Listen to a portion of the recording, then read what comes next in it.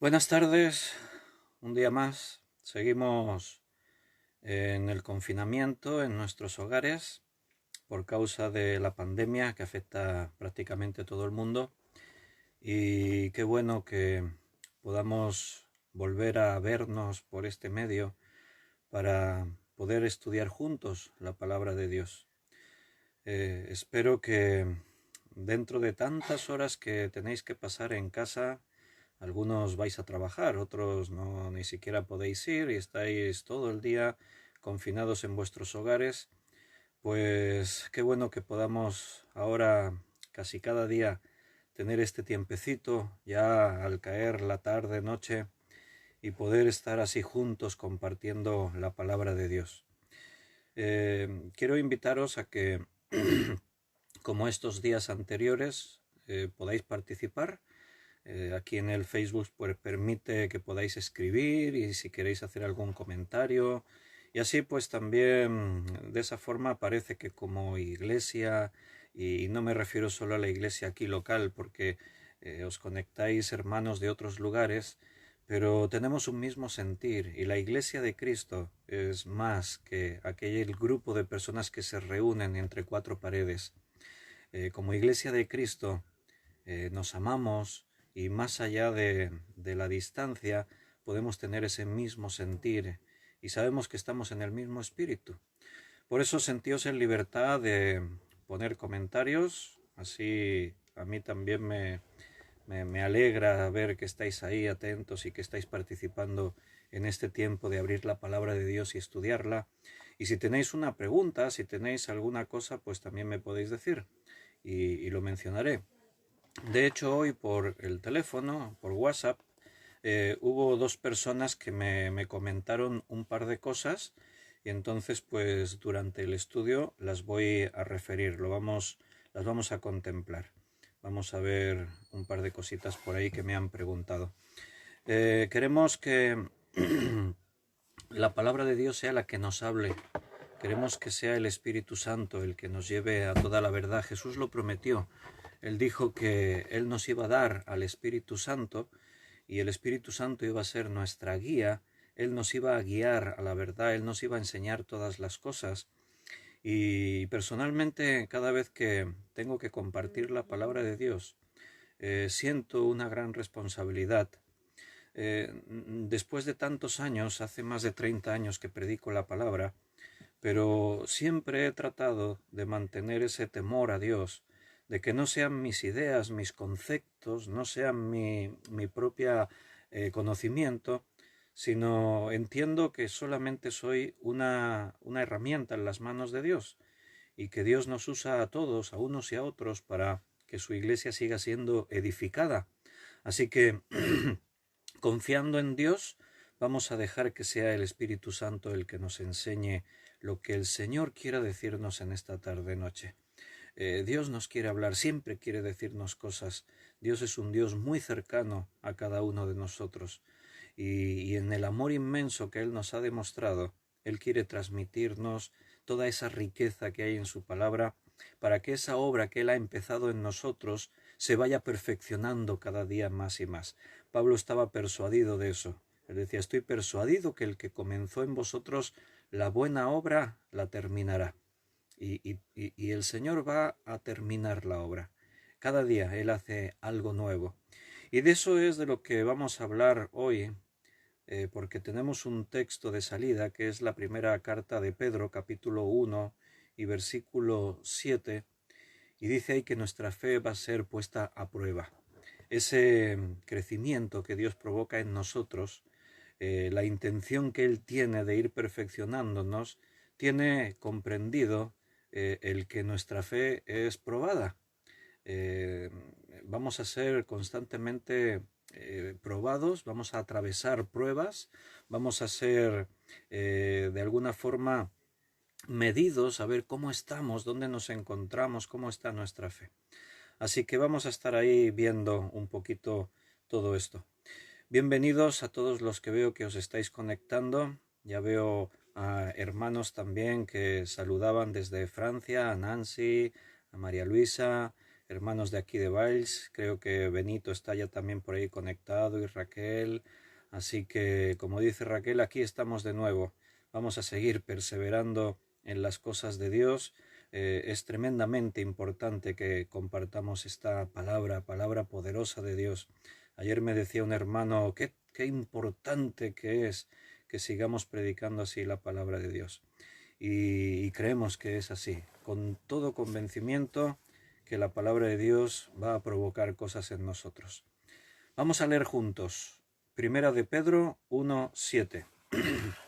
Si tenéis Biblias, pues como si estuviésemos en la iglesia así en vivo, pues abre tu Biblia y vamos a ver qué dice este versículo.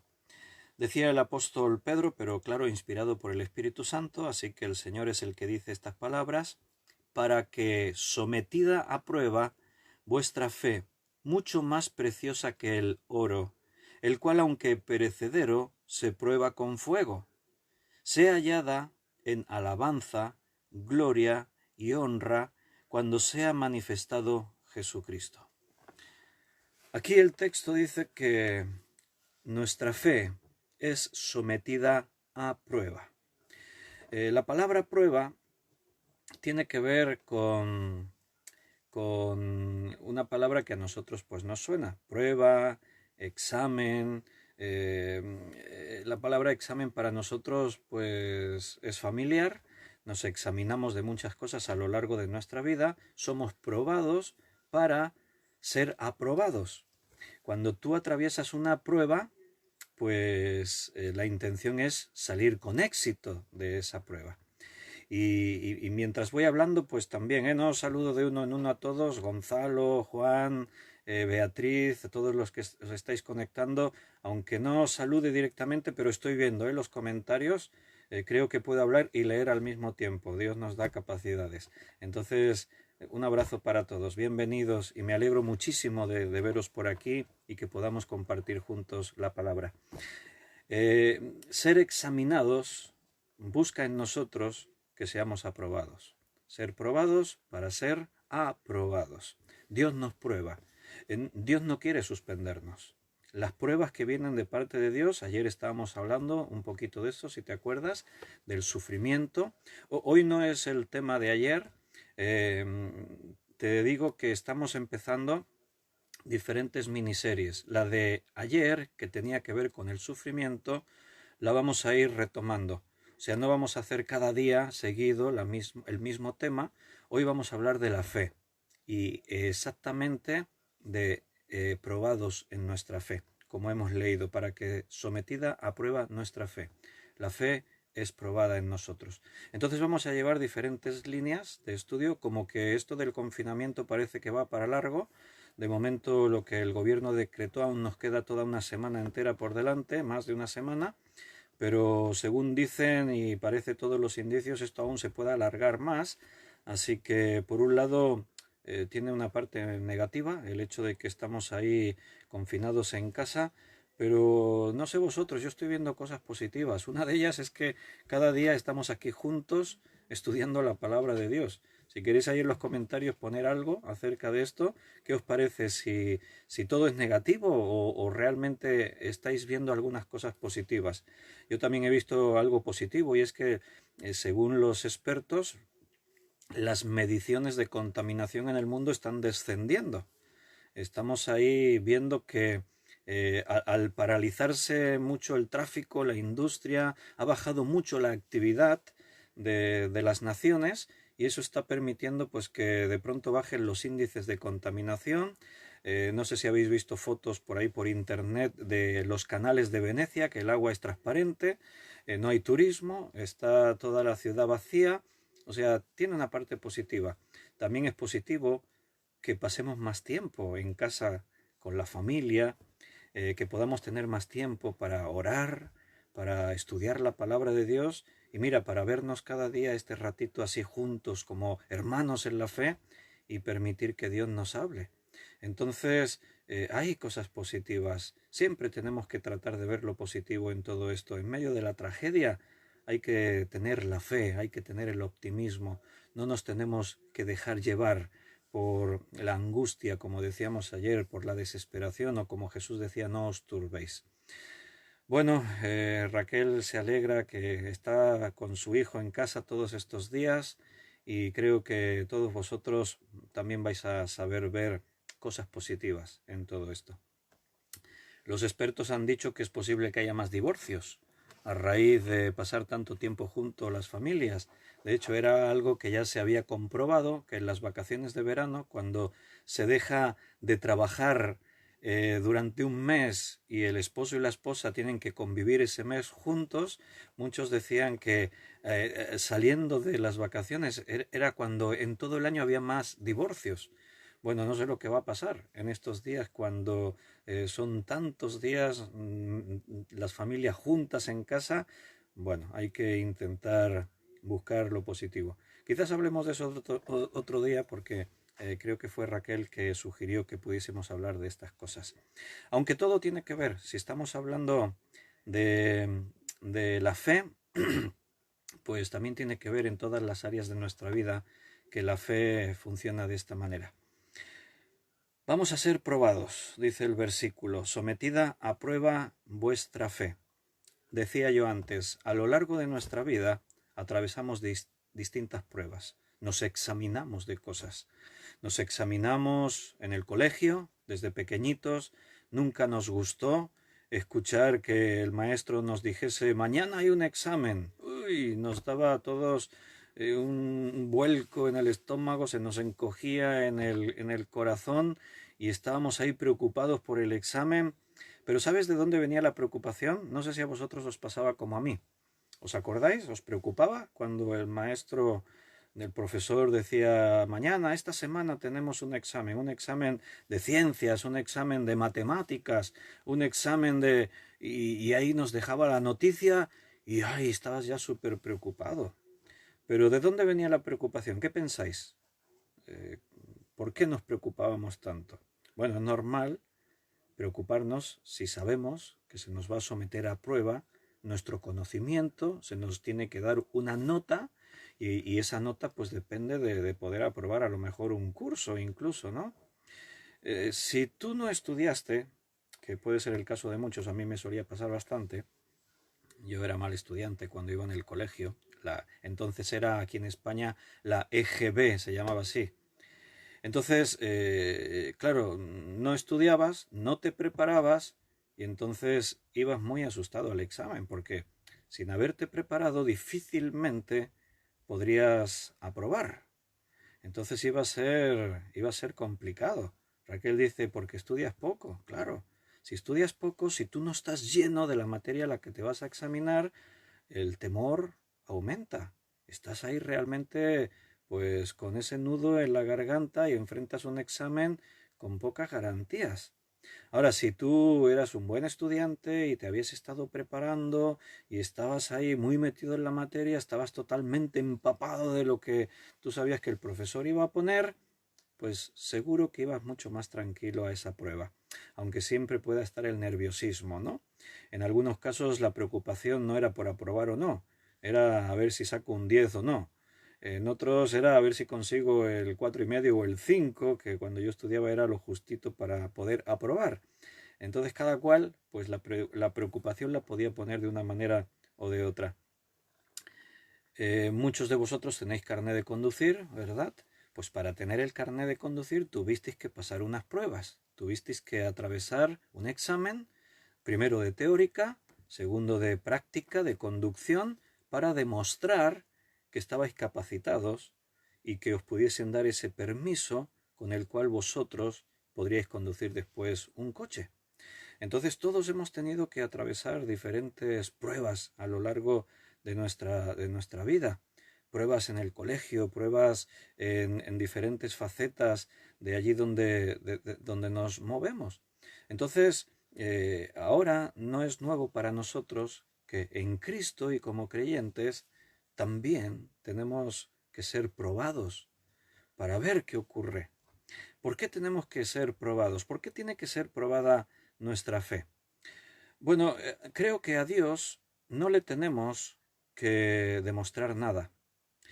Creo que no tenemos por qué decirle a Dios lo que somos o lo que no somos, porque Él lo sabe todo. Dios conoce todo de ti, absolutamente todo. Él sabe dónde está tu fe. Él sabe si tu fe es genuina o tu fe es una fe superficial. Él sabe si realmente le has entregado todo tu corazón y estás dispuesto a servirle, o a lo mejor solamente le has querido ceder una parte de tu vida y hay otra gran parte de tu vida que te la guardas para ti. Dios lo sabe todo. Entonces la prueba, el examen, no es tanto para Dios, sino más bien para nosotros. Porque muchas veces nosotros mismos ni siquiera sabemos dónde nos encontramos. Decir que yo creo es muy fácil. Yo digo, yo creo en Dios. Yo soy cristiano. ¿Por qué? Porque pertenezco a una iglesia, soy miembro de una iglesia, yo leo la Biblia, yo hago oraciones, asisto a las reuniones, yo tengo una vida pues que refleja que soy cristiano. Vale, en principio eso lo puede hacer cualquiera. De hecho, si tú miras alrededor, vas a darte cuenta que las religiones son muchísimas en este mundo y que cada uno tiene su propia fe. Están los que creen en una cosa y los que creen en otra. Aún dentro del cristianismo tú vas a ver diferentes formas de fe, de creer. Acuérdate que la palabra de Dios en Santiago dice que la fe puede ser distinta, e incluso los demonios creen y tiemblan. O sea que con creer no es suficiente. La fe tiene que estar aprobada. Tenemos que ser probados para aprobar en el examen de nuestra fe. Quiero que leamos un texto que se encuentra en la primera carta a los Corintios, capítulo 11. Voy a buscarlo aquí en la Biblia. Si tienes Biblia, pues búscalo también conmigo. Primera de Corintios 11. Es un texto muy conocido porque en nuestras iglesias, que solemos participar de la Santa Cena, la comunión, utilizamos dos símbolos, como es el fruto de la vid y el pan, que utilizó Jesús la última noche que estuvo con sus discípulos cenando. Y entonces él utiliza esos dos símbolos, y el apóstol Pablo, en el capítulo 11 de primera carta a los Corintios, él recuerda lo que Jesús enseñó, él retoma esa enseñanza y la transmite a una iglesia que no era una iglesia perfecta, no era una iglesia que vivía en plena santidad. Los corintios tenían muchas cosas desordenadas por ahí en su vivir diario. Había pecados dentro de la iglesia y algunos bastante feos. Pablo llega a decir pecados como ni se ven en el mundo. Había divisiones. Nada más empezar la carta, Pablo tiene que aclarar que en la iglesia somos un solo cuerpo, porque ahí los corintios habían hecho grupos que dividían a la iglesia. Unos decían yo soy de Pablo, otro decía yo soy de Apolos, otro decía yo soy de Cefas, es Pedro, yo soy de Pedro. Se habían hecho grupos dentro de la iglesia y Pedro tiene que poner orden, porque esos grupos creaban división. La iglesia estaba dividida. Y Pablo dice, no puede ser. La iglesia tiene que ser un solo cuerpo. No, tú no eres de este o del otro, tú eres de Cristo, todos somos de Cristo. Entonces, los corintios había inmadurez. No habían crecido bíblicamente en su madurez, no habían crecido en el discipulado, se habrían quedado todavía como niños. Pablo dice en el capítulo 13, que es ese capítulo tan conocido, el capítulo del amor. Él dice, cuando yo era niño, hablaba como niño, jugaba como un niño, o sea, actuaba como un niño. Pero cuando fui mayor, dejé las cosas que eran de niño y entonces tomé las cosas que eran de adulto. Entonces los corintios no habían madurado espiritualmente. Aún se les tenía que tratar y enseñar en las cosas fundamentales de la fe. Y dentro de esos desórdenes que había dentro de la iglesia, Pablo tiene que poner orden incluso en el tema de venir a participar de la Santa Cena. La Santa Cena era la institución que Jesús había dejado establecida, que como principal objetivo tenía un recordatorio. Había que recordar algo. Jesús, cuando se lo enseñó a sus discípulos, les dijo, haced esto en memoria de mí. Hay que tener memoria. ¿De qué? De que Jesús iba a sacrificar su vida, iba a entregar su cuerpo, iba a derramar su sangre por nosotros.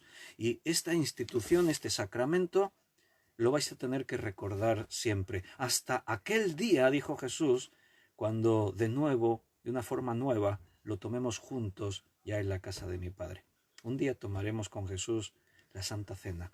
Volveremos a recordar, pero ya en el mundo nuevo que viene, en los cielos nuevos y en la tierra nueva. Pero mira, vamos a leer cómo el apóstol Pablo tiene que tratar con los corintios acerca de este tema, y vas a notar que aquí se está poniendo a prueba. También hay que examinar la conducta de estos hombres, o sea, examinar su fe, como hemos leído antes en la primera carta de Pedro. Primera de Corintios, capítulo 11, vamos a leer el versículo 17 al 19. Dice: pero al anunciaros esto que sigue, no os alabo, porque no os congregáis para lo mejor, sino para lo peor. O sea, Pablo no puede reconocerles en esto nada bueno, no puede alabarles. Y fíjate que los creyentes se pueden reunir para cosas negativas. Dice, no os congregáis para lo mejor, sino para lo peor. O sea, el hecho de que un cristiano se reúna, o sea, vaya a la iglesia, ya no da por sentado, no quiere decir de que ese cristiano ya está haciendo lo correcto, es un cristiano y no hay nada que cuestionar. Podemos reunirnos para lo peor, dice Pablo. Pues en primer lugar, dice el versículo 18, en primer lugar, cuando os reunís como iglesia, oigo que hay entre vosotros divisiones. Esas divisiones que yo antes os decía, que él trata al principio de la carta, bueno, pues se podían manifestar en la vida diaria de la iglesia, en las actividades que hacían. Hermanos, es fácil que en la iglesia podamos tener puntos de vista distintos. No es que sea fácil, es que es lo más natural del mundo. ¿Por qué? Porque somos distintos. No podemos pretender que todos estamos cuadriculados en la misma forma. Somos personas que venimos de contextos muy diferentes, con culturas muy distintas, socialmente, educacionalmente, etcétera, etcétera. Y cuando llegamos a la iglesia ocurre algo que por un lado es un milagro, porque el Señor es el que nos introduce de forma espiritual en el cuerpo. Ahora ya no somos miembros autónomos que no tenemos que ver los unos con los otros. La Biblia dice que la iglesia se convierte en un solo cuerpo, de tal manera que cada uno de nosotros somos miembros de ese cuerpo, y si un miembro se duele, los demás se duelen con él. Si un miembro es bendecido, los demás son bendecidos. Tenemos una unión perfecta en el Espíritu Santo, y la mejor forma también de mostrarlo es que sobre el cuerpo está la cabeza, que es Cristo, y Cristo es el que controla ese cuerpo. Entonces es normal que a veces pueda haber enemistades, que haya roces. Cuando convivimos y hacemos cosas juntos, lo más normal es que salten chispas, que podamos tener diferencias unos con otros. Pero aquí no habla de eso, aquí habla de divisiones. Una división es si tú coges algo. A ver, tengo por aquí un papel. Si tú coges un papel y dices, voy a dividir este papel. Espérate, estoy mirando que no vaya a romper algo importante. Un cheque de 5.000 euros o algo así, no. Yo cojo este papel y digo, voy a dividir el papel. Y algo así, yo he dividido esto. Ahora ya no es una sola pieza, ahora son dos. He roto. Se ha creado una división. Hay rotura. Cuando la palabra dividir aparece aquí en este versículo 18, oigo que hay entre vosotros divisiones, está hablando de eso, de rotura. Hay una división. Hay hermanos que van en una dirección y otros que van en otra. Y eso crea enemistades. O sea, se miran con recelo, hay celos, se murmura los unos con los otros. Hermanos, cuidado con la murmuración. Cuando en la iglesia se habla mal de unos y de otros. Cuidado cuando en la iglesia tú siempre ves lo feo de los demás. Hay que tener cuidado, porque es algo que Dios aborrece.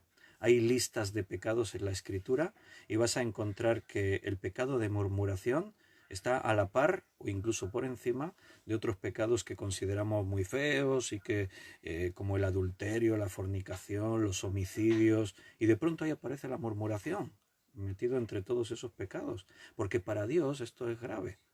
No es el caso ahora, pero si tú conoces el libro de Números, al libro de Números se le ha llamado el libro de la murmuración, porque el pueblo de Israel murmuraba constantemente, en aquel caso decía contra Moisés. Moisés era el hombre al que Dios había puesto al frente de su pueblo. Y quiero decirte algo, Moisés no era perfecto. Moisés tenía sus imperfecciones, sus debilidades, sus defectos, como cualquier otro hombre, pero era el hombre al que Dios había puesto al frente. Por lo tanto, la responsabilidad de que Moisés esté ahí o no esté, que se mantenga o sea quitado, no era de otro sino de Dios. Dios trataba con Moisés. Esa misma enseñanza la vemos ahora trasladada al Nuevo Testamento, cuando la Biblia habla del pastor o los pastores. O sea, la Escritura dice que tenemos que obedecer a nuestros pastores porque ellos han de dar cuenta delante de Dios. O sea, Dios le pide responsabilidades al pastor. Entonces, cuidado con murmurar los unos con los otros o contra el pastor o los maestros o el gobierno de la iglesia, porque si la iglesia le pertenece a Cristo, Cristo es el que trata todas estas cosas, este asunto. Entonces, un problema grave en la iglesia es las divisiones, no las diferencias.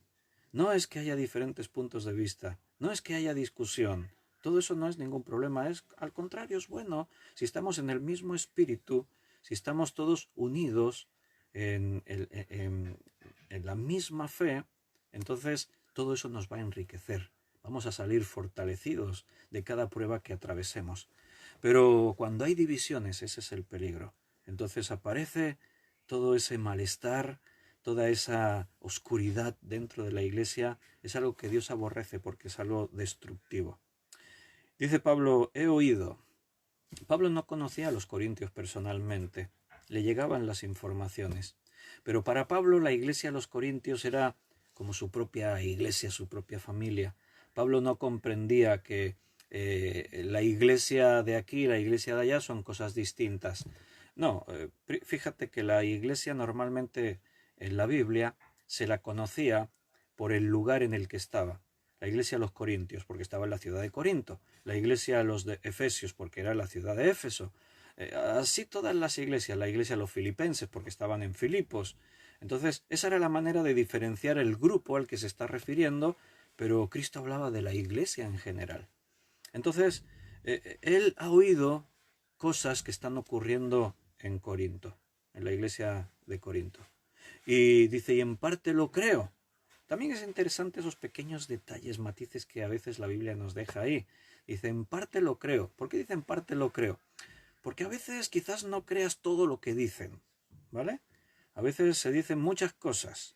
No creas todo lo que dicen. O también quién lo dice.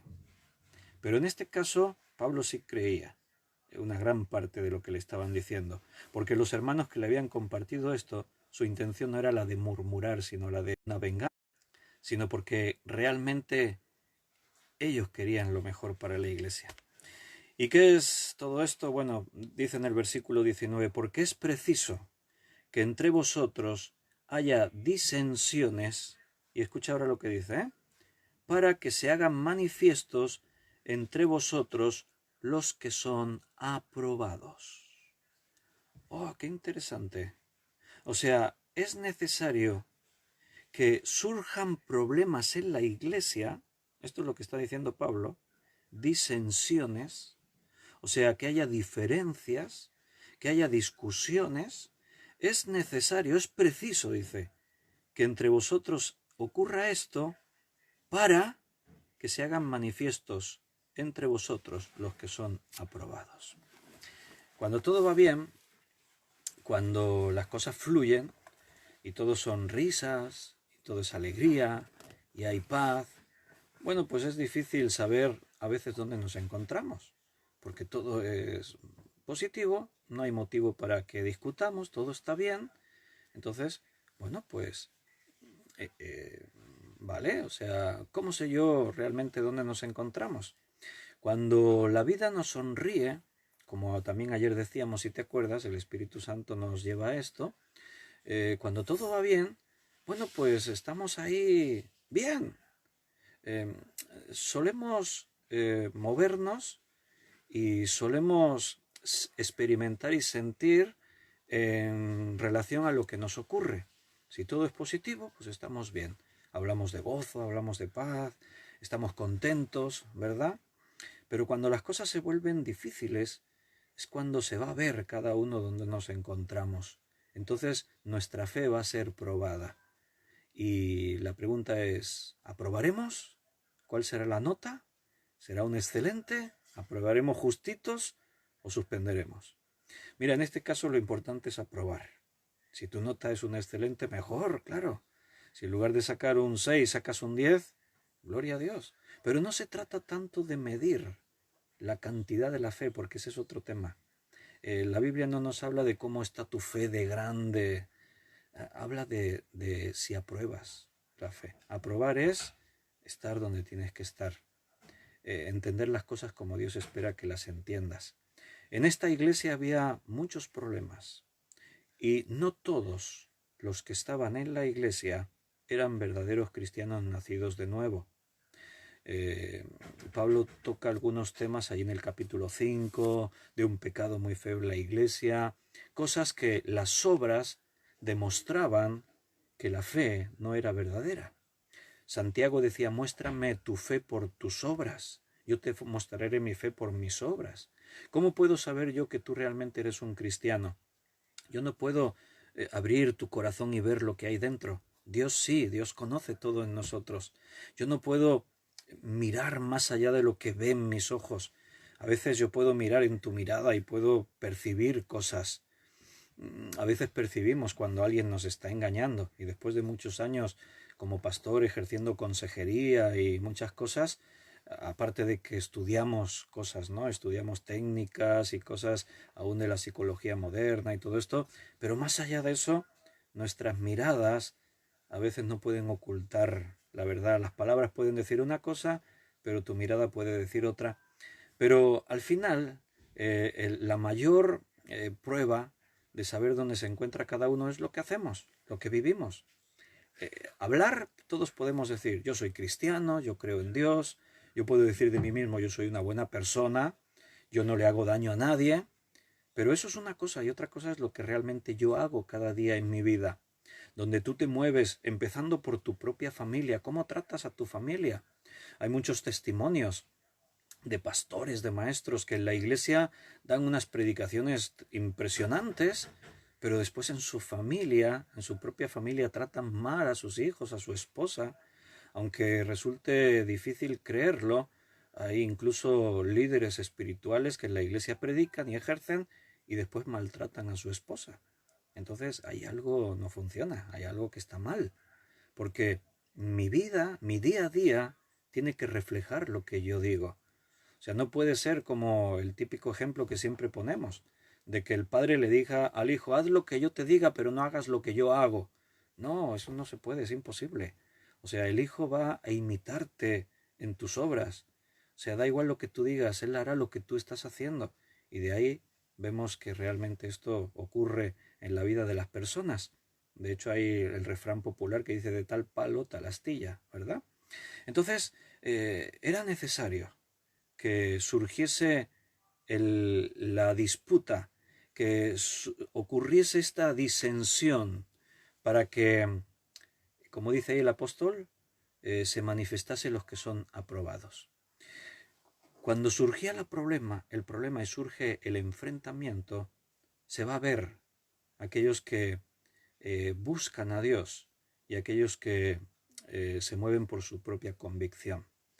Cuando yo puedo tener una diferencia con alguno de vosotros, podemos discutir sobre algo.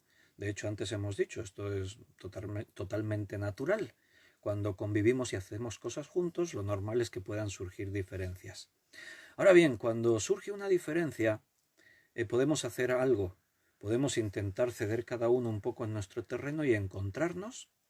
Y una vez que nos hemos encontrado, entonces buscamos la dirección de Dios por encima de nuestra propia dirección, de nuestra propia convicción.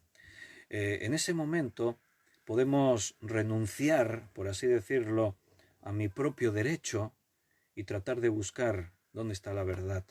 Cuando yo soy capaz de ponerme en el lugar del otro y ver las cosas desde su perspectiva, esa es una tarea imprescindible cuando las personas pretendemos convivir juntas y hacer cosas juntas. No es, como dice el propio apóstol, no seáis sabios en vuestra propia opinión. O sea, yo no puedo tener la razón siempre. Yo muchas veces tengo que bajar de mi pedestal, ponerme a la altura del otro, ponerme en su lugar y tratar de ver lo que él ve. Ahora, si yo pretendo estar en mi pedestal y pensar que yo lo sé todo, que a mí nadie me puede enseñar nada, que yo tengo la razón y la verdad siempre, bueno, quizás no esté aprobando, quizás esté suspendiendo, y eso es un problema.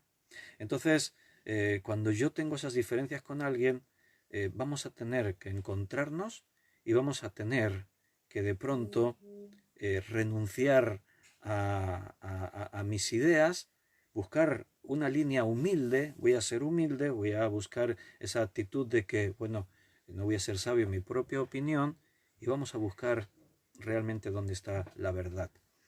Y hermanos, tenemos la Biblia, tenemos la palabra de Dios. Esto quedó escrito para que las cosas estén claras. Si Dios nos hablase a cada uno en privado, imagínate, esto sería un caos. Teniendo la Biblia, y es difícil, que está escrito, Jesús decía, escrito está, hacía constantemente referencia a que lo que estamos tratando, esto está escrito. Si fuese por revelación privada, pues sería imposible. Llegaríamos 30, 40, 80 a la iglesia y cada uno tendría su propia revelación de parte de Dios. Dios me ha dicho que tenemos que hacer esto. Y el otro diría, pues tú eres un mentiroso porque a mí Dios me ha dicho otra cosa. Y sería imposible. Tenemos una palabra escrita para que no pueda haber manipulación. Hay unas reglas de interpretación bíblicas, a eso le llamamos hermenéutica, reglas que se utilizan para cualquier ciencia que estudiemos, para cualquier lectura que tú hagas, reglas fundamentales. Una de ellas, por ejemplo, no saques un texto de su contexto. Yo puedo tomar un versículo, aislarlo de toda la enseñanza que hay a su alrededor y puedo hacer que la Biblia diga algo que no dice. Eso puede ocurrir en cualquier escrito que tú puedas tener en tus manos, que tú leas. Entonces, cuando tenemos la capacidad de negarnos a nosotros mismos y buscar la verdad de Dios, entonces siempre nos vamos a encontrar en la Biblia. Siempre va a haber una base, un punto de partida, de referencia. En Corinto, los que no pretendían hacer la voluntad de Dios, aquellos que estaban ahí solamente por interés personal o por una experiencia mística, recuerda que los corintios, precisamente el capítulo siguiente, el capítulo 12, toca el tema de los dones espirituales, porque los corintios utilizaban los dones y aún buscaban las manifestaciones sobrenaturales, creyendo que así pues ya eran ellos los cristianos escogidos de Dios, y Pablo tiene que poner orden. O sea, a veces las prácticas, lo que se hace en una iglesia, las manifestaciones, entre comillas, o supuestamente espirituales y milagrosas, no siempre esto viene de Dios. La palabra de Dios es clara y nos habla de una forma muy directa y nos muestra la verdad. Y conoceréis la verdad y la verdad os hará libres. Entonces, en Corinto hubo hermanos que aprobaron y hay otros que suspendieron. Y esto era necesario para que se mostrase dónde estaba cada uno. Hermanos, a veces tienen que ocurrir cosas para que realmente sepamos dónde nos encontramos. Cuando vivimos tiempos y países donde ser cristiano es fácil, en España, ahí veo hermanos que estáis de Francia, no sé si hay algún hermano, estos días también había algún hermano de los Estados Unidos, o sea, en los países occidentales, por así decirlo, donde tenemos libertad religiosa, ser cristiano no es problema. Ser cristiano incluso en algunas áreas está bien visto. Si tú estás en algún país, no sé si hay hermanos de Estados Unidos, saludad por aquí, o quizás algunos lo escucháis posteriormente, pero hay iglesias en los Estados Unidos que si tú perteneces a esa iglesia tienes un prestigio distinto a otros lugares. Iglesias en las que tú tienes que hacer una solicitud por escrito y entrar como posible candidato para ser reconocido miembro de ese lugar, porque son iglesias a las que va gente famosa, van actores de Hollywood, van políticos, algunos incluso expresidentes de los Estados Unidos. Entonces, wow, tú ir a esa iglesia y sentarte en una silla y mirar y ver que allí hay actores de Hollywood famosos, personajes de la vida pública, tiene un prestigio. Entonces, ser cristiano de esa manera, pues es fácil. No necesitas pasar un examen muy difícil para decir yo soy cristiano. Mientras todo fluya y no haya mayor problema, mientras no me toquen en lo personal, mientras no me afecte en mi vida, que pueda hacer más o menos lo que quiero cada día, pues ser cristiano está guay, está bien. Me siento parte de un movimiento en el que se hacen muchas actividades, me gusta la música, quizás forme parte de la alabanza o del teatro o de los medios audiovisuales. Es un mundo que me gusta. Ser cristiano en nuestras iglesias, que hay tanta libertad y podemos hacer cosas tan chulas y, oye, pues eso es fácil. Pero cuando las cosas se tuercen, cuando aparecen las dificultades, entonces la prueba pone en jaque lo que decíamos que éramos. Entonces nuestra fe es probada. Entonces nos encontramos ante un examen. Tenemos una hoja con una serie de preguntas a las que yo tengo que responder satisfactoriamente, porque no me puedo inventar las preguntas. No sé si a vosotros os ha pasado, pero yo cuando en el colegio era jovencito y estudiaba y llegaba al examen y no tenía ni idea porque no había estudiado, para no dejarlo en blanco me inventaba las respuestas. ¿Os ha pasado a vosotros eso? Me parece que sí, que a más de uno también le ha pasado eso. Incluso tratas en tu invención de la respuesta, tratas de darle una retórica, de adornarlo, de que parezca que dominas el tema.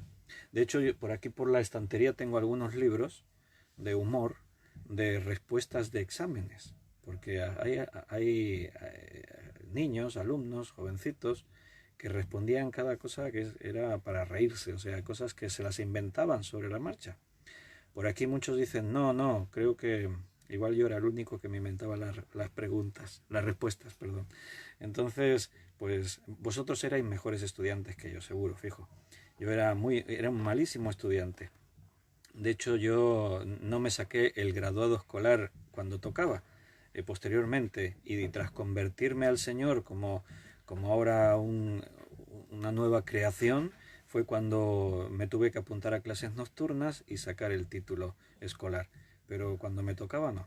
Bueno, por lo menos hay uno por ahí, Juan tampoco. Dice, yo tampoco. Menos mal que no estoy solo ya en esto. Cuando las cosas se tuercen es cuando se demuestra tu fe. Mientras todo va bien, es fácil decir yo creo en Dios. Por eso, hermanos, somos probados en nuestra fe. Decía el apóstol Pedro, que el primer versículo que hemos leído, porque nuestra fe es mucho más preciosa que el oro. Si yo preguntase, ¿qué crees que es lo más valioso de este mundo? Bueno, algunos dirían el oro, sin duda. Otros dirían los diamantes, otros me hablarían incluso de otros metales preciosos.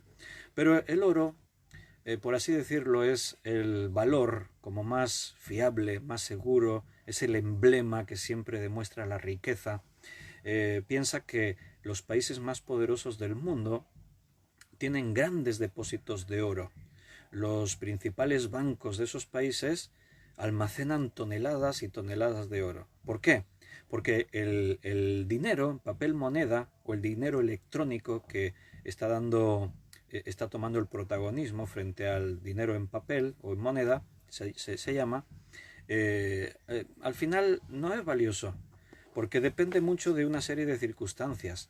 Ahora estamos en medio de una crisis sanitaria, el coronavirus, el COVID-19, pero ya se está hablando de una crisis económica. Piensa que muchas industrias se han paralizado, se han cerrado comercios, las actividades de los países se han reducido a porcentajes muy bajos, las bolsas lo están demostrando así. El papel moneda hoy tiene un valor y mañana no lo tiene. La moneda se devalúa y hoy eras rico y mañana estás pobre. Pero el oro siempre mantiene su valor. Por eso los países más ricos del mundo y los bancos más importantes tienen grandes depósitos de oro. Así que si tú tuvieses la ocasión de almacenar ahí en tu casa una garantía, pues yo te recomendaría que en lugar de guardar muchos billetes, que guardases algunos lingotes de oro. Mira, ¿dónde se encuentra eso? Bueno, pues no sé, yo no tengo, así que no te puedo aconsejar como en tema de finanzas. Entonces, pero si tuvieses, escógelo. Vivimos una crisis aquí en España, bueno, es una crisis que también afectó al mundo, aquí en España a partir del año 2007 más o menos. Y si os acordáis, porque es algo reciente en nuestra historia, todo lo tenemos todavía en nuestras mentes, pues de pronto la crisis económica provocó algo, y es que por todas partes surgió un boom de tiendas de compro oro. Por todas partes había tiendas que compraban oro. ¿Por qué? Porque en medio de la crisis, en todos los hogares, se rebuscó en los cajones, se miró a ver dónde estaba esa joya que guardemos por ahí en algún sitio, a ver dónde dejé la cadenita aquella, a ver dónde dejé el anillo. Se buscó en todos los rincones de las casas y se juntó todas las piezas de oro que había para irte a la tienda en la que se compraba oro y poder vender ese oro, porque ese oro seguía siendo valioso. Y de pronto tú ibas ahí con 2 o 3 joyitas que parecía que no eran nada y te daban un dinero sustancioso. Te daban ahí una cantidad que después te la gastabas y ya no tenías nada. Eso no lo pensaron muchos. Nos gusta más el dinero en la mano, lo fácil. Mira, tengo este oro, voy a venderlo. Mira qué curioso. Cambiábamos oro por papel. Porque lo que nos daban a cambio, esos billetes, al final es eso, es papel. Porque a los pocos días ya no tenías nada, te habías gastado el dinero. ¿Y entonces qué? Tampoco tenías oro. El oro es algo valioso. Es un metal que no se oxida, que no se deteriora. Pueden pasar 100 años, pueden pasar 500 años, pueden pasar 1000 años y el oro continúa conservando sus características. De hecho, a veces escuchas en televisión que encontraron ahí un galeón español hundido de hace 500 años, 600 años y contenía un cofre con monedas de oro y sacan ahí las monedas y el oro está intacto, no ha cambiado. Bueno, ¿os gusta escuchar de tesoros? A ver cuánto han soñado en decir, a ver si yo me encontrara un tesoro de esos. Bueno, es codiciable la riqueza, el oro. Pues el apóstol Pedro dice que nuestra fe es mucho, mucho, no dice un poco más, ni siquiera lo compara, dice que es mucho más valiosa que el oro. Bueno, ahí Sandra dice que el papel higiénico, eso sí que vale mucho hoy en día. Bueno, algunos parece que sí, le dan mucho valor y llenan el carro de la compra con papel higiénico. Está bien como broma. Hermano, ¿por qué es tan valiosa tu fe? Bueno, porque pese a que el oro tiene esa cualidad que parece que va a seguir estando ahí siempre, todo el tiempo que dure la humanidad va a haber oro y no va a cambiar. Y si tú tienes oro, se lo puedes dar en herencia a tus hijos y tus hijos a sus hijos y sus hijos a sus hijos y pasarán, como antes decíamos, 1000 años y el oro seguirá siendo valioso y no habrá cambiado. Pero el oro se quedará aquí en este mundo y tú y yo nos marcharemos. De hecho, el oro de este mundo también es perecedero. ¿Por qué? Porque llegará un día, como ayer estábamos estudiando, antes de ayer, cuando estudiamos Apocalipsis, y aquel juicio ante el gran trono blanco, en el que el cielo y la tierra pasarán. Todo lo que hay en este planeta desaparecerá, y Dios hará cielos nuevos y tierra nueva. Entonces, la fe es mucho más valiosa porque es eterna. Nos va a meter en la eternidad y la vamos a disfrutar por toda una eternidad. La fe es lo que marca la diferencia. Jesús dijo, ¿de qué le serviría al hombre si ganase todo el mundo y perdiese su alma? ¿De qué te serviría tener el depósito que tiene allí el principal banco de los Estados Unidos, que tiene ahí toneladas de oro? ¿De qué te serviría tener todo ese oro si pierdes tu alma? Sí, dirías, bueno, en esta vida sí que iba a disfrutar yo, ¿eh? Si tuvieses ahí unos cuantos millones de euros, ¿verdad que a veces te gusta imaginarte tener riquezas con un montón de millones? ¿Lo que haría? ¿Quién no ha soñado con eso? A ver, que levante la mano. El que no haya soñado. Me compraría este coche, me compraría esta casa, haría este viaje que tanto he soñado, haría esto, haría aquello. Pero, como decíamos también el otro día, hermanos, todos vamos a llegar a viejos. Algunos ya, mira las canas, ya como vamos. Yo me compro los jerseys, me los compro a juego con las canas, ¿ves? Es difícil encontrar jerseys así a juego, pero es broma. Los años pasan y de pronto dices, ya tengo esta edad, no, no puede ser, ¿cómo puede ser? Si yo todavía me siento joven. Bueno, pues los años van pasando, envejecemos. Y llegará un momento, si Dios lo permite, porque no todos llegarán a viejos, y tú lo sabes, algunos quizás seamos reclamados antes de tiempo, hay niños, hay jóvenes, hay personas de cualquier edad que tienen que dejar esta vida a consecuencia de lo que hablábamos ayer, un mundo en sufrimiento, accidentes, enfermedades. Ahora están muriendo muchos de nuestros mayores y algunos no tan mayores, también hay víctimas jóvenes por causa del COVID-19, este virus, esta pandemia. Entonces todos nos marcharemos de esta vida. Y ante el trono blanco que estudiábamos hace 2 días en el libro de Apocalipsis capítulo 20, allí dice que estaban los grandes y los pequeños, refiriéndose a cualquier clase social, los ricos y los menos ricos, todos compadecerán ante el tribunal de Cristo. Y en ese tribunal no importará en absoluto lo que tú hayas conseguido aquí en la tierra, tus riquezas, tu fama, tus habilidades, tus dones humanos. No, lo único que contará, como dijimos, es que tu nombre esté escrito en el libro de la vida. Y solamente puedes llegar a eso a través de la fe. Es a través de la fe que tú puedes creer y recibir, por tanto, aquello que Dios te ofrece.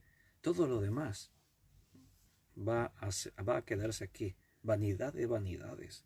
Todo es vanidad. Mira si Salomón llegó a tener oro. Hasta el día de hoy se hacen películas acerca de las minas del rey Salomón, las riquezas que Salomón tenía, impresionante. Su reino prosperó como nunca antes y nunca después hubo otro momento tan próspero en Israel como el reinado del rey Salomón.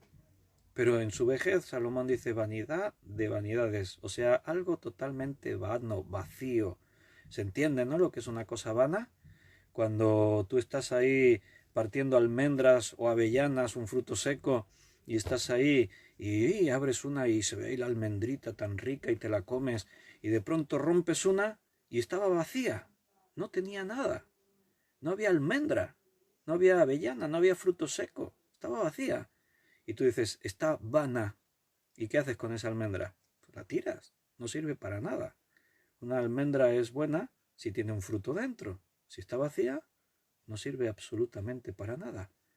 Todo lo que Salomón tuvo, sus riquezas, el oro, todo lo que él poseyó, hasta sus 1000 mujeres, entre 700 esposas y 300 concubinas, y las correspondientes suegras, todo lo que él tuvo, su fama, que venían de todas partes del mundo a escuchar su sabiduría. Hasta la reina de Saba viajó más de 2500 kilómetros. En aquel tiempo era una distancia considerable. Hoy lo es. Imagínate entonces en la que se tenía que viajar a pie con animales.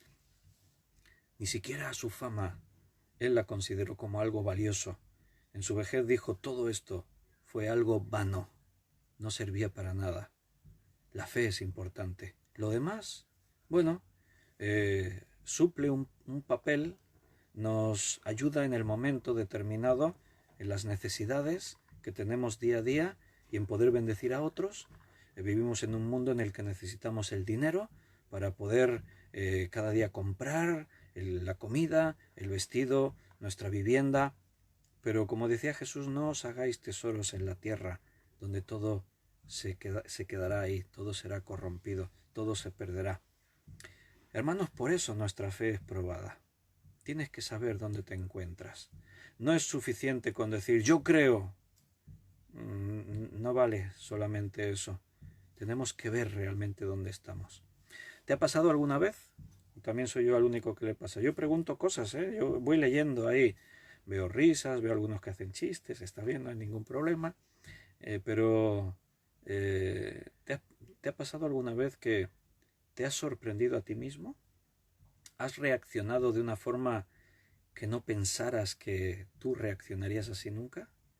¿Te has encontrado en una encrucijada en la que te has comportado y eso te sorprendió? ¿Pensaste, yo no soy así, yo no soy de esta forma, ¿por qué he reaccionado de esta manera? O sea, ¿te ocurrió? Yo creo que a casi todos nos ha pasado.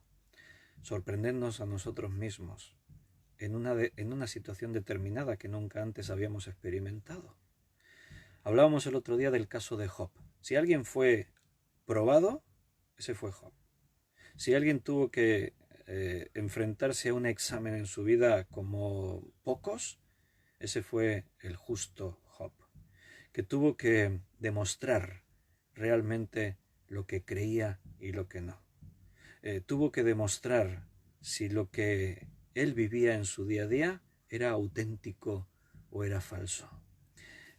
Su fe fue probada, ya conocéis la historia, ¿de qué manera?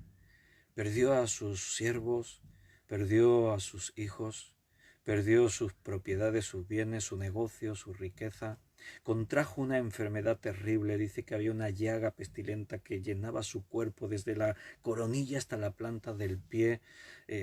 Para aliviarse cogía trozos de tiesto, de teja y se rascaba con eso la úlcera, la llaga que había en su cuerpo, y por si fuera poco, se quedó solo en esta vida. No tenía a nadie más, ni siquiera su esposa. Imagínate la esposa de Job, qué esposa, ¿no? Qué compañera, que le llega a decir, ¿aún retienes tu integridad? Maldice a Dios y muérete, le llega a decir. O aquellos amigos que Job tenía, bueno, tremendo. Tuvo que enfrentar una prueba que espero que no tengamos que enfrentar nosotros. Pero la buena noticia, ¿sabes, no? Job aprobó en el examen. Él va a decir, antes de oídas te conocía, pero ahora mis ojos te ven. Algo ocurrió después de ser examinado. Pero la prueba fue dura. Me imagino lo largos que se le hicieron los días a Job. Cuando cada día cuando abría sus ojos deseaba morirse, deseaba no tener que enfrentar un nuevo día. Qué largos debieron ser aquellos días cuando se planteaba tantas cuestiones acerca de la vida, de existir, de estar ahí. Llegó a decir, maldito el día en el que nací. Pero también añadía, pero sea el nombre del Señor bendito. Estaba aprobando el examen. Era duro, pero aprobó. ¿Sabes por qué? Porque su fe era genuina, era auténtica. La fe era verdadera. No era un título, no era algo que él se había puesto ahí. Yo tengo fe. Era algo real. Si tú has creído de verdad en el Señor, y escúchame, si has creído de verdad, si la fe te ha llevado a un nuevo nacimiento y eres hijo de Dios, eso se va a demostrar en los momentos más crudos y difíciles de tu vida. Otro hombre que fue probado y también aprobó, seguro que ya lo tienes en mente. No lo voy a decir de momento, a ver si tengo razón y ya sabéis. ¿Quién de la Biblia tuvo que atravesar un examen dificilísimo? ¿Quién de la Biblia tuvo que atravesar una prueba? No en el mismo nivel que Job. Ese fue un examen con unas características determinadas. Pero hay otro hombre en la Biblia que fue examinado en su fe y aprobó, pero el examen iba en otra línea. Dios le pidió algo. Os estoy dando pistas ya, ¿eh? ¿A quién me estoy refiriendo? ¿Quién fue probado de esa manera? Voy a dejaros un poquito de tiempo, porque normalmente va unos minutitos retrasado lo que estáis viendo con lo que yo estoy hablando. Entonces os doy tiempo para que me escribáis quién pensáis, a quién me estoy refiriendo, que fue examinado de una forma realmente difícil. Tu fe va a ser puesta a prueba, porque es más valiosa que todo lo demás que hay en este mundo. Más valiosa que el oro, que los diamantes, que los rubíes y las piedras preciosas. Nancy fue la primera en responder. Abraham y Beatriz, que están cerca la una de la otra. ¿Estáis en la misma casa? ¿Estáis juntas ahora en este instante, en la misma dependencia? Beatriz también dice Abraham. Y Raquel Cantos, Abraham. ¡Yep! Jesús dice José. Sí, también. José fue sometido a prueba. Ese es otro buen ejemplo también. Pero yo me refería a Abraham. Premio para las hermanas. Tengo por aquí vuestro regalo. El premio que habéis conseguido. Beatriz, Nancy y Raquel acertaron. Bueno, a Jesús también le vamos a dar un premio. René dice Google. No sé, René, ¿en qué está pensando? No sé, no lo entiendo. Esther, Abraham. Muy bien. Abraham, me refería a Abraham. Pero interesante también en lo que Jesús dijo. Oh, no hay premio. Pero José también fue puesto a prueba. Pero si un padre puede ponerse en la piel de Abraham, va a entender que ese sería uno de los exámenes más difíciles a los que un padre se podría enfrentar, por la peculiaridad precisamente de la prueba.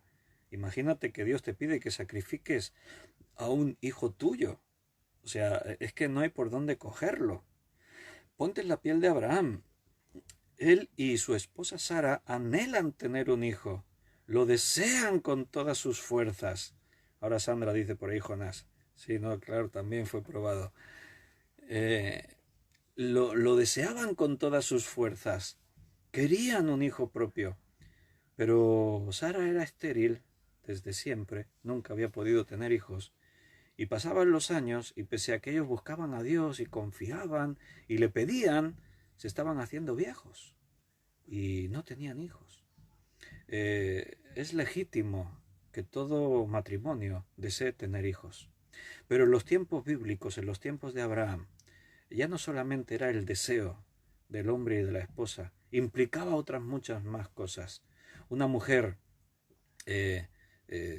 para sentirse realmente algo en la vida, porque en ese instante y en ese contexto social, las mujeres estaban poco valoradas, y entonces una de las cosas que a ellas les hacía sentir especiales era tener hijos. Era una sociedad muy machista, era una sociedad que menospreciaba a la mujer, y las mujeres anhelaban con todas sus fuerzas tener un hijo. Pero los hombres también, porque era algo así como poder continuar con su dinastía, poder dejar su nombre a las generaciones. Entonces Abraham y Sara querían tener un hijo, pero estaban envejeciendo, y ya con 70 años y más de 70 años. Y pese a que Dios le había prometido a Abraham, tendrás una gran descendencia, le dijo Dios. La fe de Abraham estaba siendo puesta a prueba. ¿Cómo está tu fe, Abraham?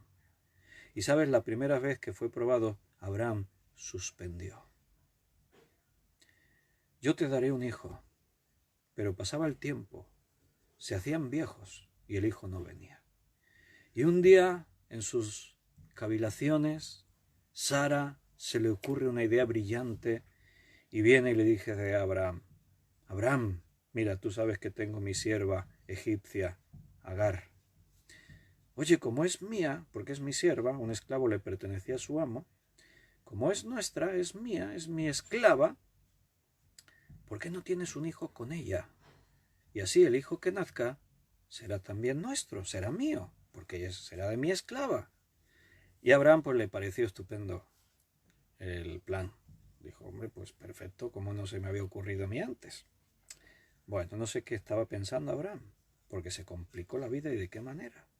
Así que tuvieron el hijo con Agar, nació Ismael. Pero no era el hijo que Dios le quería dar. Dios le dijo, os daré un hijo a ti, a Sara. Pero suspendieron el examen, no supieron esperar el tiempo, no tuvieron la fe para esperar a Dios. A veces nos entran las prisas. Tenemos nuestras propias conclusiones, deducciones, nuestra propia forma de ver y entender las cosas. Hermano, nunca es bueno correr en las cosas de Dios. En la iglesia hoy tampoco. Somos dirigidos y controlados por el Espíritu Santo. Todo lo que tenemos que saber está escrito en su palabra, pero tenemos que saber esperar el tiempo de Dios para todo. Todo tiene su tiempo, dice Salomón en el libro de Eclesiastés. Y Abraham no supo esperar, así que suspendió. Y bueno, ahora no voy a entrar en analizar todo eso porque la historia es larguísima entre los problemas que surgieron con el hijo de Agar, con los celos de Sara, y más tarde, cuando Dios le da a Abraham y a Sara su hijo Isaac, llega un momento en el que Abraham tiene que despedir a Agar y a su hijo por los conflictos familiares que eso estaba generando, y el corazón de un padre teniendo que expulsar a su hijo, a Ismael, de su casa. Bueno, tremendo. Pero llega el día del examen final. Final no hubo otros exámenes, es una forma de decirlo. El gran examen para Abraham. Abraham, sacrifícame a tu hijo. Wow, ¿te imaginas? ¿Te pones en la piel de Abraham? ¿Tiene el hijo de la promesa? Ha sido duro y difícil llegar hasta ahí. Su corazón se ha tenido que romper por los problemas que surgieron entre sus dos hijos, Ismael e Isaac. Pero ahora parece que por fin las cosas empiezan a entrar en un periodo de calma. Ya los problemas familiares nos los quitamos de encima. Ahora parece que Isaac está creciendo, se está convirtiendo en un hombrecito. Todo parece que empieza a ir bien. Y de pronto un día Dios le habla y le dice: mata a tu hijo, Isaac, sacrifícalo para mí.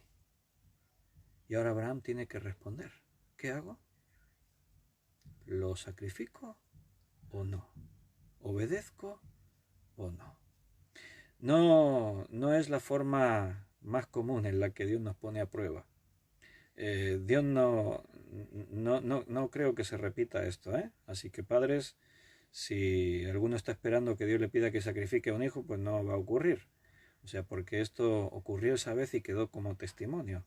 Pero normalmente Dios nunca nos pediría algo que contradiga su palabra escrita. Ese sería otro estudio que podríamos ver. Nunca Dios te pedirá algo que contradiga su palabra. En ese caso fue algo único en la historia. No había ocurrido antes y no volvió a ocurrir después. Dios puso a prueba, y de qué manera, la fe de un hombre, la fe del que iba a ser el padre del pueblo, de la nación a la que él iba a escoger de entre todas las otras naciones. En Abraham iba a comenzar el pueblo de Dios, y su fe iba a ser probada. Y Abraham decide obedecer. ¡Wow! Tremendo, hermano. Él coge a sus criados, coge la leña, la pone sobre el burro, coge a su hijo Isaac y se van de viaje al monte que Dios le dijo, donde tenía que ofrecerle en sacrificio. ¿Dónde vamos? Vamos a ofrecer sacrificio. Pero cuando llegan al lugar cercano y Abraham le dice a sus siervos: quedaos aquí, el muchacho y yo vamos a ofrecer sacrificio y después volveremos. Todos esos pequeños detalles de lo que estaba ocurriendo hablaba de la fe de Abraham. Pero cuando se van dirigiendo hacia ese monte y Isaac pregunta: papá, tenemos la leña, tenemos el cuchillo, pero ¿dónde está el cordero? ¿Dónde está el animal? ¿Qué camino más largo debió ser llegar hasta ese monte? Preparar el altar de piedras, poner la leña sobre el altar, atar a su propio hijo y ponerlo encima de la leña y preparar el cuchillo para atravesar a su propio hijo en el corazón. Pero Abraham aprobó. Dios le paró, le detuvo y le dijo: ahora sé que estás dispuesto a obedecerme. Ahora sé que tu fe es verdadera. Dios ya lo sabía. Recuerda que esto es un antropomorfismo, es una forma de hablar, atribuyéndole a Dios los sentimientos, las emociones, las formas de un hombre. Dios sabía, pero Abraham tenía que demostrarlo a sí mismo. Tenía que pasar por ese trago, tenía que pasar ese momento. Su fe fue puesta a prueba y aprobó con sobresaliente. Por eso su nombre aparece en el capítulo 11 de Hebreos, el capítulo de los hombres y de las mujeres de fe. Y ahí está Abraham, a quien se le llegó a llamar el padre de la fe. Imagínate qué título, ¿no? Un titulazo, el padre de la fe. Pero también te quiero recordar algo, y esto es un paréntesis en medio del tema, que el que esté firme mire que no caiga, porque si la fortaleza de Abraham era su fe, falló en su fe más de una vez.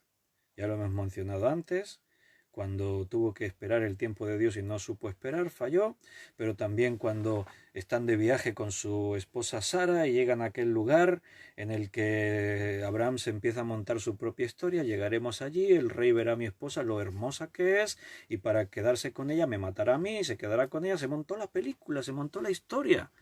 Y cuando llegó allí le dijo, Sara, di que eres mi hermana, no vayamos a poner en riesgo mi vida. Hombre, claro. Vaya a ser que el rey quiera tenerte, codiciarte, y como yo soy un estorbo, me mata a mí para... No, hombre, vamos a evitar eso. Di que eres mi hermana y así pues ya. Además, no es del todo una mentira, ¿verdad? Porque en realidad tenemos el parentesco y tal, y falló en su fe. Fracasó estrepitosamente. El que esté firme, mire que no caiga. Pero esos serían, podríamos decir que esos son episodios de nuestra vida, de nuestro día a día, de nuestra fe. El examen que Abraham superó demostró en quién creía y hasta dónde estaba dispuesto a llegar. Y voy a terminar y te quiero lanzar este reto, esta reflexión. ¿En quién crees y hasta dónde estarías dispuesto a llegar? ¿Crees que Jesús es tu Señor? ¿Crees que Dios le levantó de los muertos? ¿Crees que Dios el Padre es el Dios en tu vida y que vives y le sirves todos los días de tu vida? ¿Crees eso? ¿Crees que un día estarás con Él en la eternidad? Plantéatelo. Reflexiona. ¿Dónde estás en tu fe? Y lo que es más importante, porque decir ¿crees en Dios? Es fácil decir sí, al final no es muy difícil. Pero ¿hasta dónde estarías dispuesto a obedecerle? ¿Hasta dónde estarías dispuesto a renunciar a tus cosas, lo que te gusta? Porque ahí está nuestro examen. Ahí es donde es nuestra fe probada. Nuestra fe es probada, mucho más preciosa que el oro, pero es necesario que sea sometida a prueba. Termino. ¿Te acuerdas de aquel hombre que un día se encontró con Jesús? Nosotros lo conocemos como el hombre rico, el joven rico. Joven, bueno, no era tan joven, pero bueno, así lo conocemos, el joven rico.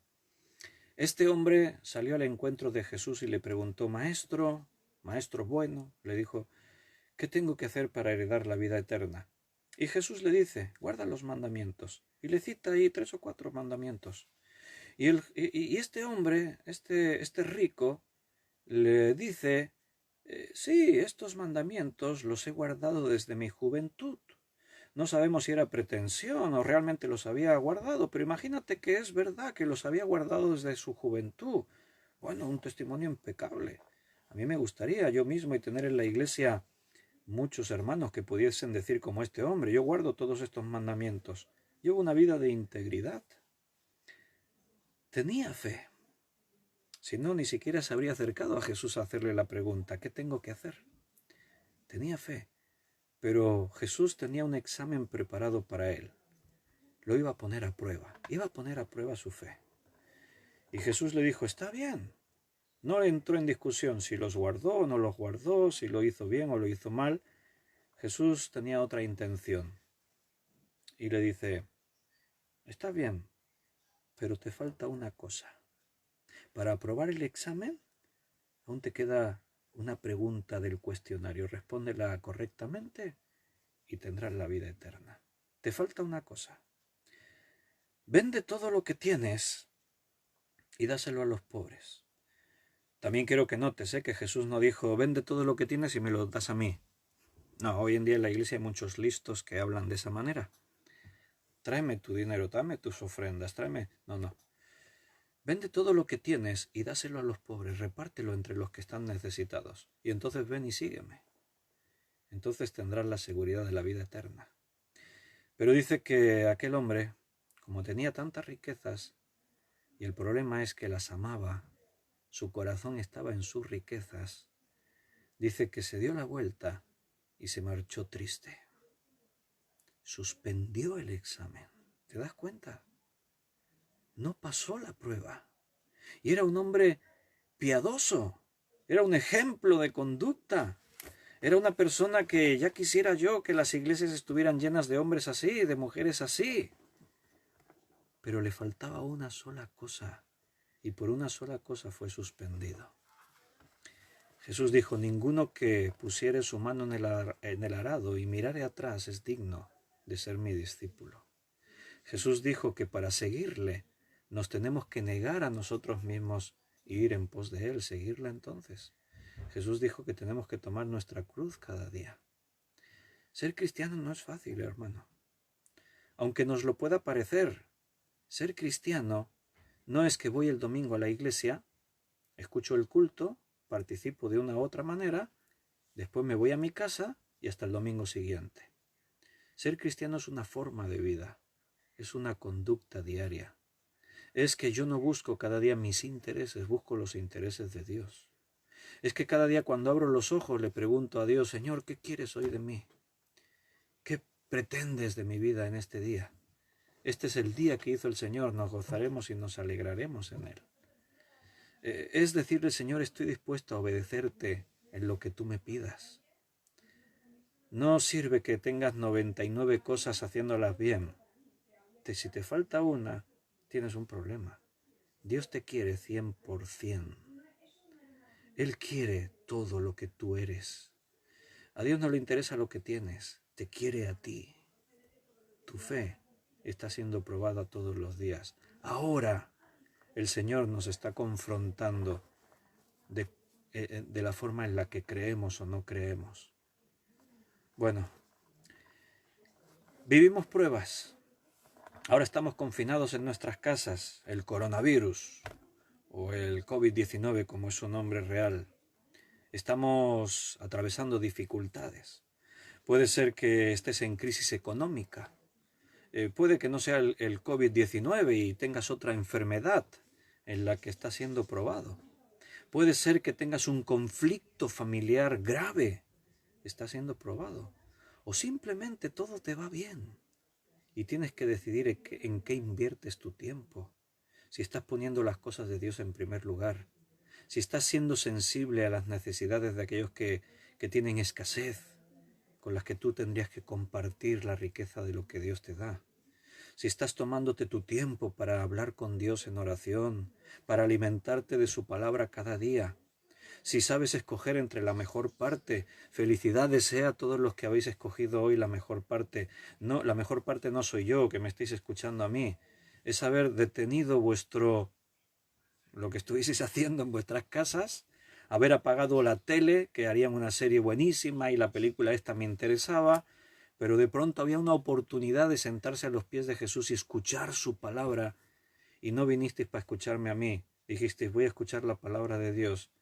Escogisteis bien, aprobasteis, hermanos. Voy a despedirme en esta noche. Si Dios quiere, ya creo que estamos tomando esto como una muy buena rutina, que cada día podamos apartar un tiempo para estudiar juntos la Biblia. Pero hoy quiero despedirme con una oración y si estáis de acuerdo con lo que diga, pues decid amén, sí Señor, yo también quiero eso. Estemos unidos en el mismo espíritu, en esta palabra que Dios nos ha hablado. Vamos a cerrar nuestros ojos y vamos a decirle a Dios. Señor, gracias Padre por habernos llamado a tu servicio. Gracias porque eran muchos los llamados, pero tú nos escogiste a nosotros. Y seguramente la elección tuvo que ver con la fe, con esa decisión que tomamos de decir, Señor, quiero obedecerte, estoy dispuesto. Más que decir creo, porque decirlo es fácil, más que decir una palabra, fue la actitud que tomamos. Y doy por sentado que mis hermanos que están aquí esta noche compartiendo ahora este instante conmigo, a través del internet, pero qué bueno que podamos estar unidos en el mismo espíritu. Doy por sentado que ellos también hicieron como yo hace ya muchos años. Me acuerdo perfectamente aquella noche caminando hacia mi casa. Ya había hecho una oración en un teatro. Ya había dado un testimonio público.